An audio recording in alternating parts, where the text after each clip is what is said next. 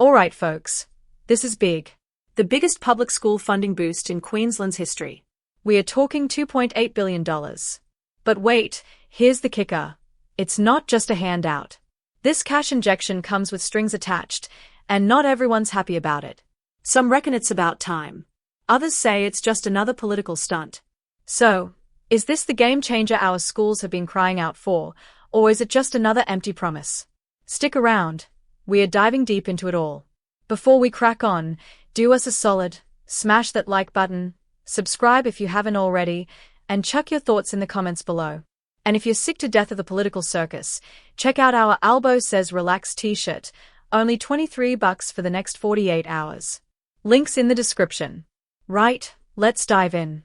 In an unprecedented move, Prime Minister Anthony Albanese and Queensland Premier David Crisafulli have announced a whopping $2.8 billion in additional funding for Queensland's public schools over the next decade. It's part of a broader nationwide education deal that Albanese is calling a historic day for Australian students. But while this sounds like a win for kids, teachers, and parents, the deal comes with a catch. Schools will need to meet strict new standards to get their slice of the pie. At the heart of this agreement is a major milestone. Every public and private school student in Australia will finally receive the full funding outlined in the School Resourcing Standard, SRS. This standard, set more than a decade ago by David Gonski, aimed to ensure every child gets a fair go in education. But here's the thing. Until now, public schools were left in the dust while private schools hit their funding targets ages ago. So, is this finally leveling the playing field? Albanese is selling it as a game changer.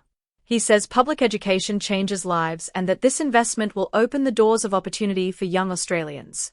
According to the PM, this is about aspiration, giving every kid, no matter where they live, a fair shot at success. The numbers back it up. This funding will impact around 560,000 students across Queensland. And across Australia? We are looking at a staggering $16.5 billion in extra public school funding from 2025 to 2034. But hold up. It's not just a free-for-all. This funding is tied to some serious reforms, including evidence-based teaching practices, phonics and numeracy checks, catch-up tutoring, and increased mental health support.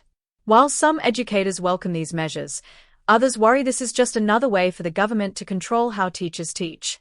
Queensland Premier David Crisafulli, standing side by side with Albanese, called it a historic agreement and said this funding is critical, especially for Queensland. Why? Because Queensland isn't like the other states. It's the most decentralised state in the country. With a huge chunk of students in rural and remote schools, many of them Indigenous, the challenges are unique. And, to be blunt, Queensland's NAPLAN results haven't exactly been stellar in recent years. This funding, Crisafulli argues, is the key to turning those results around. But here's where it gets spicy. While many hail this as a win, others aren't convinced. Critics argue that this funding should have come a long time ago and that tying it to performance standards is just another bureaucratic hoop for teachers to jump through. The Australian Education Union has been pushing for full public school funding for years, and while this deal finally delivers, some reckon it's too little, too late. And then there's the question of priorities. Some are questioning why billions are being poured into education while other sectors, like healthcare and housing, are still struggling. Is this a genuine commitment to improving schools, or is it a political move to score points before the next election? And let's not forget private schools. They've been rolling in full funding for years.